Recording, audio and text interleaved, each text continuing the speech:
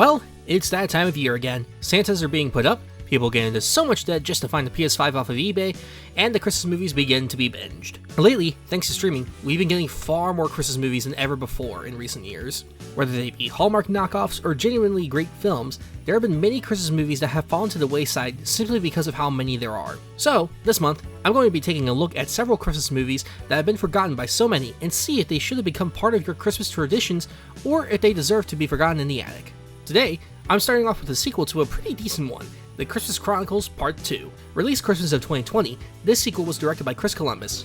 Yes, that Chris Columbus, and stars Kurt Russell once again as Santa and Goldie Hawn as Mrs. Claus.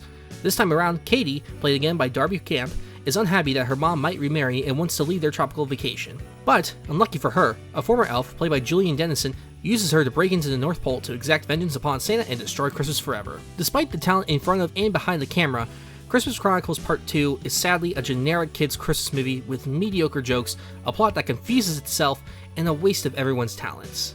Now, I want to say, I don't think this is a bad movie. I've seen far worse kids' movies than this, but compared to the first, it feels like it's playing itself too safe here. The first film wasn't anything amazing, but it found the right balance between being a movie for kids and having good emotions and drama for the adults to get invested in it. Here, while there's a story that's laid out that could have had some good drama, it's sadly set aside for a fun Christmas adventure that everyone can enjoy. No need to think too hard on this one, kids. Just relax, have some cookies, and enjoy Santa playing the saxophone again.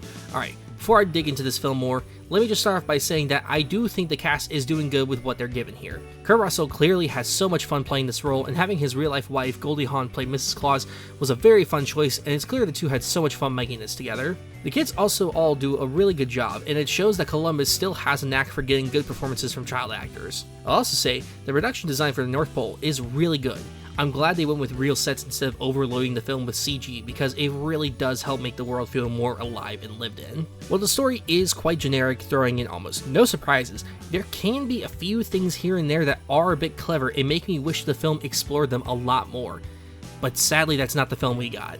I'm a big believer in that the best kids movies are the ones that don't play down to them and treat kids like they can understand and handle adult emotions and more difficult stories that aren't normally told. Pixar is fantastic at this, and every time I see a film like this that has a story that could reach those same levels completely wasted just really irks me. Kids movies should put in more effort, not less. Also, the elf's plan for getting revenge doesn't really make much sense, mainly because the film just forgets to give him a plan after a certain point. Once he steals the star that powers the North Pole, it's incredibly vague if he wants to be the next Santa, destroy Christmas, turn back into an elf, or all three of them.